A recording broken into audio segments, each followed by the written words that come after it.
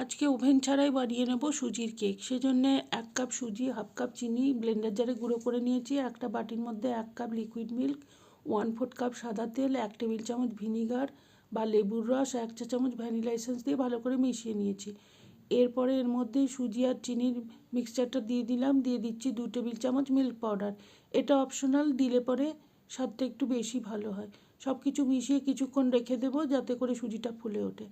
আধ ঘন্টা বাদে সুজিটা ফুলে উঠেছে। অল্প অল্প দুধ দিয়ে ব্যাটারটা একটু পাতলা করে নিলাম। তারপরে 1 চা চামচ বেকিং পাউডার, 1/4 চা চামচ বেকিং সোডা, 1 চুটকি লবণ ভালো করে মিশিয়ে নিলাম। তারপরে কিশমিশ আর টুটি ফ্রুটির মিক্সচার দিয়ে ব্যাটারটাকে তৈরি করে নিলাম।